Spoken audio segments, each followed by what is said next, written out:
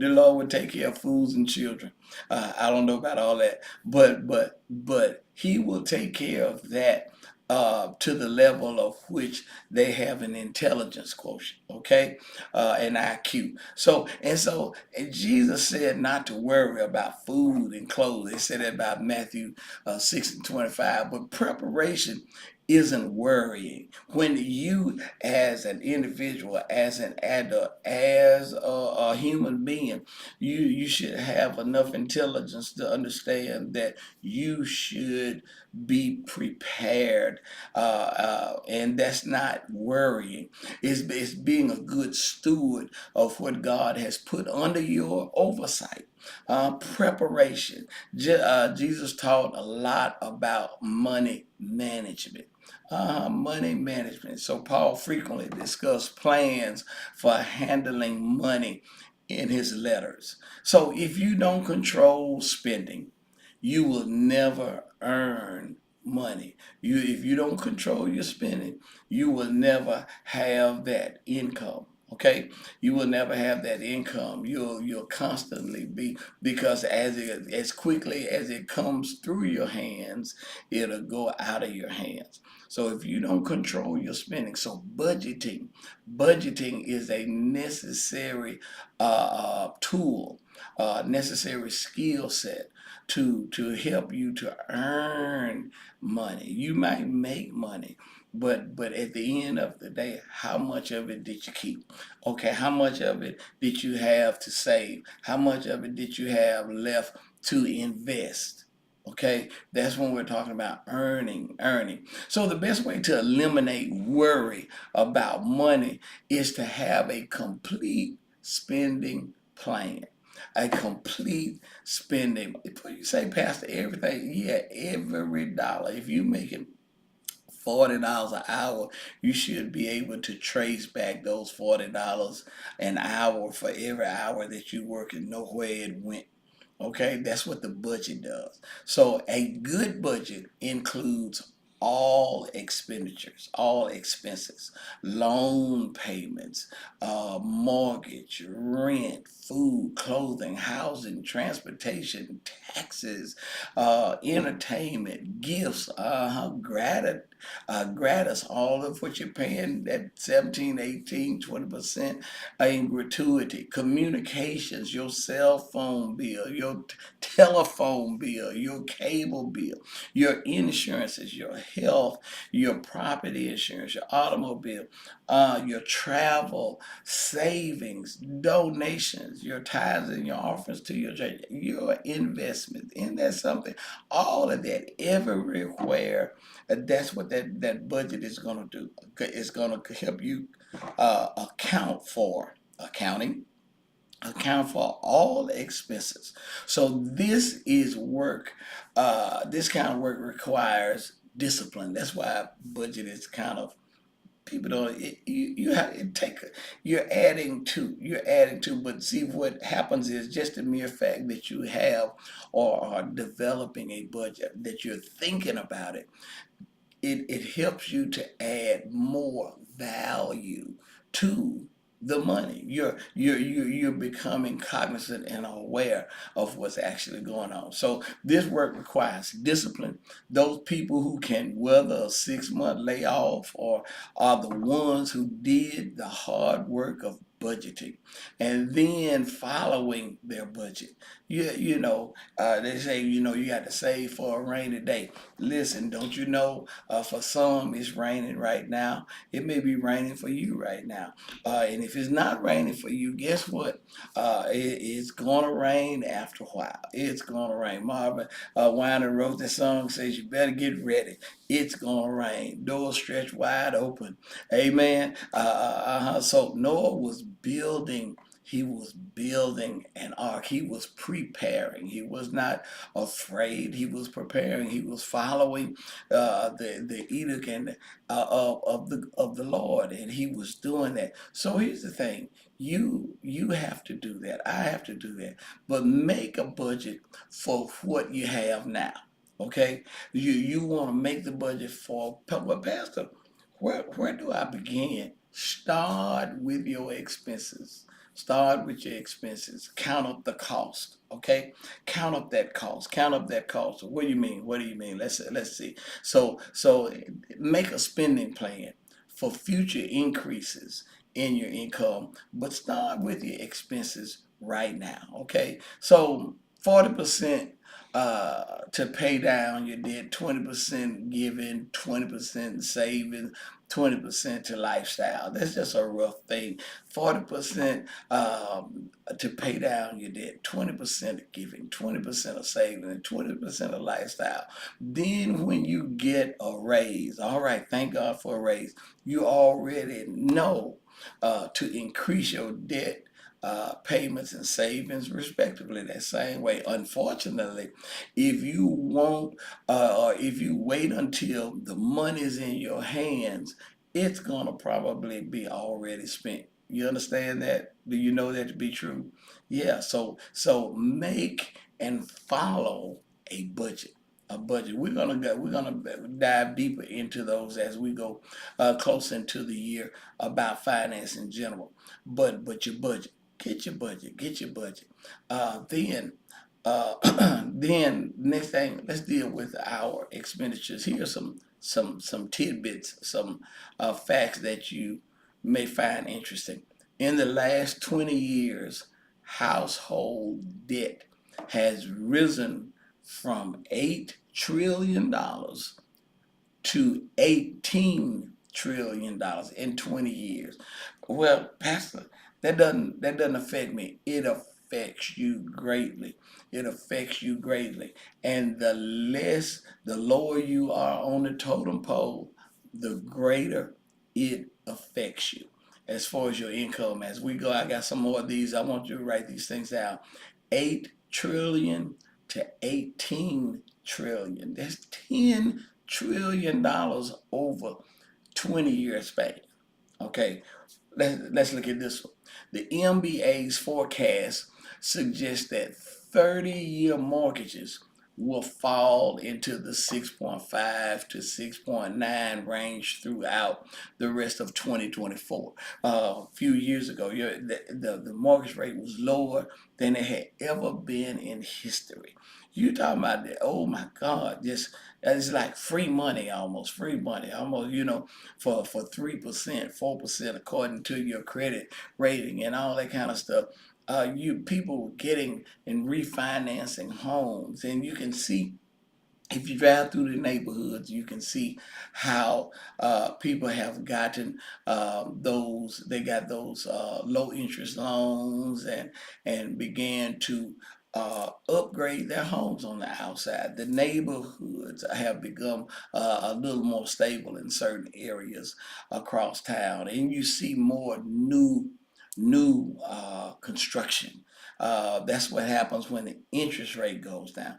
When the interest rate goes up, as far as rates, and it goes up that to the point that people quit uh, building, they quit buying homes, and they start for the most part renting if they don't have a home. Now here's the thing: it's a strange that the economic cycle usually goes like that, but now we're in a bubble situation, certain according to where you stay in what area you stay in the country.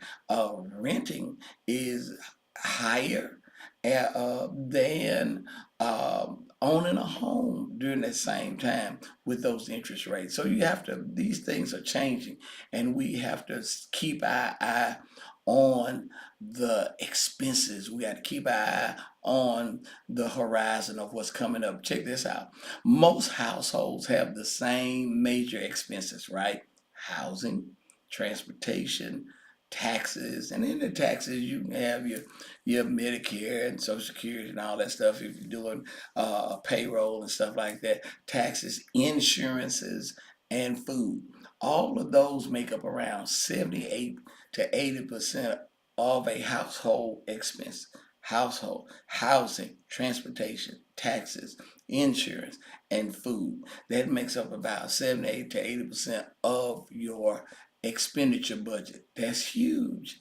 That's huge, and we're going to look into that in a second. The 50-30-20 rule. What is the 50-30-20 rule, Pastor? 50-30-20 rule. That's putting 50% of your money towards your needs, 30% towards your wants, and 20% towards savings. That's what we should be doing. 50% of your money toward your needs, and we see what the needs are: housing, transportation, taxes, utilities, insurance, and food. You got to eat. Towards your wants. Your wants are those things that if they weren't there, you still could make it.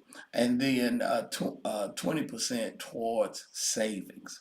Okay, so when we begin to think about, again, so we're talking about budget, and after budget, we're diving into the composition of expenses of a budget. So when we start talking about rent and mortgage, houses and your neighborhood. Housing in your neighborhood. Is your neighborhood stable? Are the homes going up in value every year or every cycle? In other words, do you have equity in your home now? In other words, equity is that point where, based upon what you have financed, based upon versus what it would appraise at, okay, at fair market value. So, is there any money in there? And okay, here's something that you really need to know. An average medium home now, according to the United States, uh, which means the household need is going to run around $400,000. The average home, which means this: the household income to purchase a house like that needs to be at least $110,000 annually. $110,000. What does that mean? Bottom line, 63% of Americans cannot afford to buy a average medium income house. Isn't that something? Things are changing. Things are changing. Things are changing. And that's why you have to keep your eye on the bubble. Keep your eye on your expenditures. Keep your eye on what's happening. Keep your eye on inflation. These things began to move. A simple way to estimate affordability is to multiply, listen to this, your annual income by 2.5. Multiply your annual income by 2.5. For instance, if a person made $50,000 a year, the rule is if you take that 50,000 times 2.5. Doesn't care what you're making, it's still 2.5 is the constant. Okay, that means that person, if they were making $50,000 a year, 2.5, they could afford, with some adjustments and things of that nature, according to a whole lot of other factors, $125,000 house. $125,000 house, right? So that's how that goes. The 2836 rule, 2836 rule, right? We just got through talking about the 50-30-20 rule, but the 2836 rule, it says, according to this, you should spend no more than 28% of your gross monthly income on a house, on an apartment. 28% of your gross monthly income on a house. No more than 36% on all of your debt. Okay, you have to watch. You have to watch it. You have to watch it, because a lot of times, especially when you're young, you'll start saying, "Well, I'm making this amount of money, and oh, I got a raise. You'll start factoring in bonuses and things of that you may have gotten last year, but you don't know if you're gonna get that bonus this year. You don't know how much that bonus will be, and so you'll start factoring bonuses and things like that in your budget. Don't do that. Don't do that. Let that be the gravy. Okay? So let's say it again. 28% of your gross monthly income should go toward housing. No more than that. Let it stay like that. That'll give you some breathing room, because that's a necessity. Your housing is a necessity. That's so you want to make sure you don't play with that. Transportation. That's another. So housing, transportation is a big one. Hey, pickup trucks now averaging. Oh my God, we're not talking about four-wheel drive. We're just talking about F-150s and all these other trucks. You're talking about $100,000. That's where we're living. 2024. $100,000. That's what these vehicles are costing. And so not only did that happen, but the used vehicles are up in price now. See, we went to sleep with the pandemic, and when we woke up, everything shot up. The food shot up. Everything shot up, and it will not come down. Is that something? Somebody got to answer to the Lord, but that's all right. He will provide for you. He will provide, amen, for his people. Without a budget, you may overlook the slow horizon, rising tide of expenses that are constantly increasing all around you without a budget. Listen, without a budget, it's almost like going to sleep one night, and when you wake up, you the flood has come over the night, and you can't even get out of your house. You can't get out. You can't drive out. You have to swim out. Somebody have to come get you. Those slow inflationary expenditures, those hidden costs, things like that are going up, right? Interest rates for homes, increasing rental rates, increasing vehicle taxes and insurances and things of that nature. These things are constantly rising. And a lot of times in our day-to-day operation, we get too busy. We don't even want to think about it. You get the mail come, you don't even want to think about it. Throw it to the curb and all that kind of stuff. But you got to keep, that's why you got to have that budget.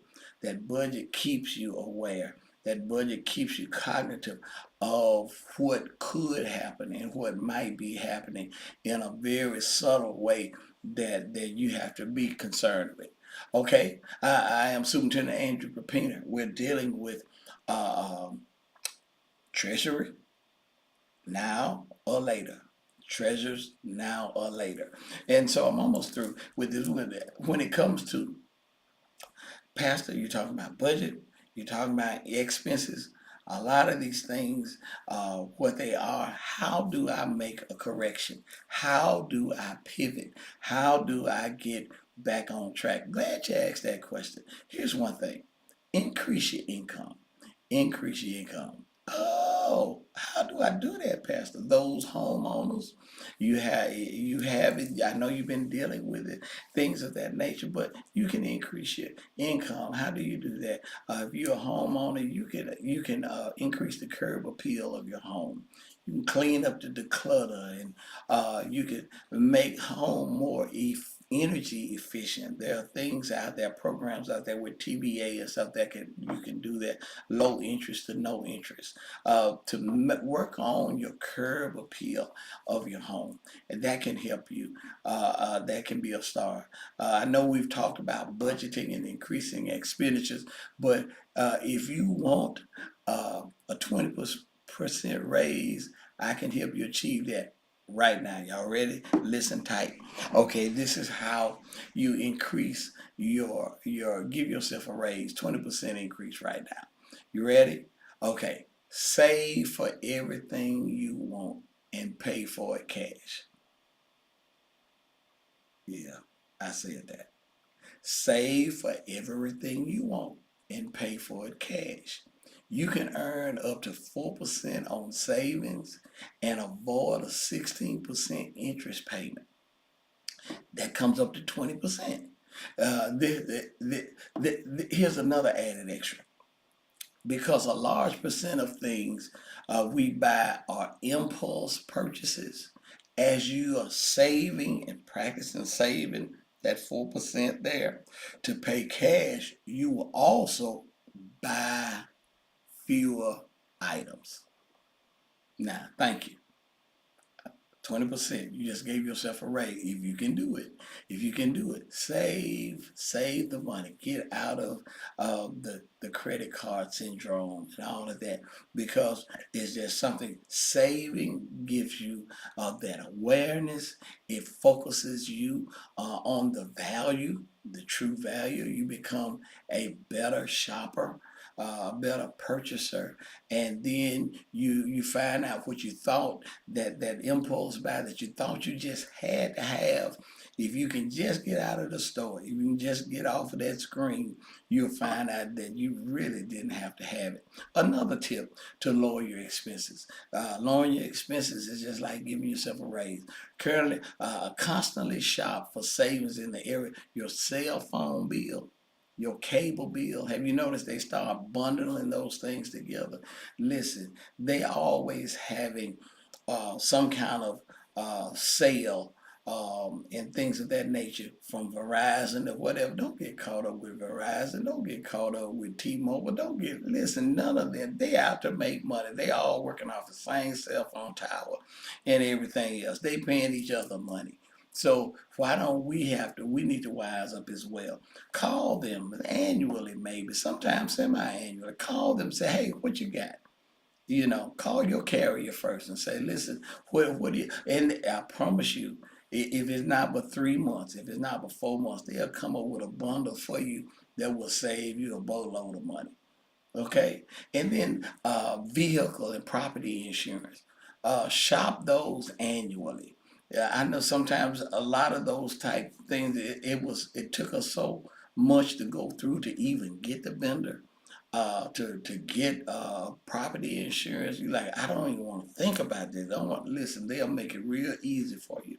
Those salespeople will make it real easy for you. All you gotta do is call them, and you train them. Let them know that you are a conscientious shopper, and that because your budget can only bear so much, and you'll find out they'll even your own carrier will begin to bring up some ideas for you that they had already for new clients. And you listen. So a lot of times they are penalizing the old clients as they are shopping and discounting new clients. So you stay a new client with them. Isn't that something? I am Superintendent Andrew Papiner. This is Empower You for Life Bible Study, Holy Nation Church of Memphis. Make and follow a budget, manage your expenses, manage your income. The key word is manage. Manage. You manage. Don't let the money manage you. Don't let the vendors manage you. You man, these are your bills. Your hands have worked. God has given you the energy. God has given you the skill set. And so from that point, you cannot allow the tail to wag the dog. You have to be wagging the tail. Okay, one more thing and then we're going. So expenses, income, budget. The last thing we want to deal with right now, run out of time, is savings and investment. Just this thing. Listen to this fact, more than 1 in 4 Americans, 28%, have savings below $1,000. More than 1 in 4 Americans, 28%, have savings below 1,000. Okay, now listen, let's listen to this complexion. This is the case for 32% of Gen Zers, followed by millennials at 31%, Gen X's at 27%, and mine, baby boomers, at 20%. What does this mean, Pastor? This means that even though our sons, our daughters, if you're a baby boomer or whatever, they making 6 figures.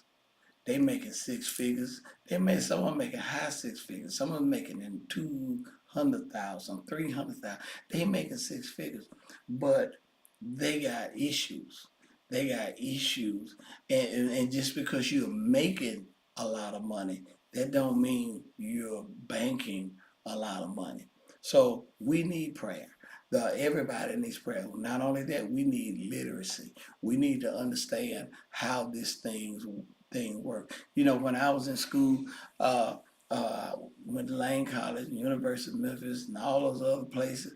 and everybody taught me how to account for money, but they never had a conversation about you creating income, you creating wealth. They just gave us the technical skills to account for. Okay, they got us ready for corporate. They got us ready for businesses and stuff like that. But they never shared on how to deploy that for yourself. Okay, and so this is the same. But this is the same thing. So you're not behind the eight ball or nothing like that. You're not. Don't think that you are so far behind than anybody else. No, ma'am. No, sir. This is just par for the course. And so we must begin to share. In 2024, the highest percentage of Gen Zers, 22%, are focused on saving for a car. In 2024, the highest percentage of Gen Zers, 22%, are focused on saving for a car. Millennials, 25%, and Gen Xers, 28%, are focused on starting to beef up their emergency fund. They see how the expenses are getting out of control. We're coming to that arena of the haves and the have-nots. We're coming into this dispensation coming up of the haves and the have-nots. So it's very imperative. It's very important that everybody, young and old, begin to understand how important financial literacy is, and begin to pivot. You can't do like you've been doing. You can't roll like you've been rolling, because things are changing. They are changing. I got a whole lot of other things that I want to say about that, but we're gonna talk later. This is part one. I'm Superintendent Andrew Papina, Holy Nation Church of Memphis, empowering you for life Bible study, treasury, now or later, or now and later. Amen. You can do it. You can do it. There's a word for you regarding this. We have biblical foundation and funders that supports that. You got to understand that money is nothing but a tool, and there are various types of it.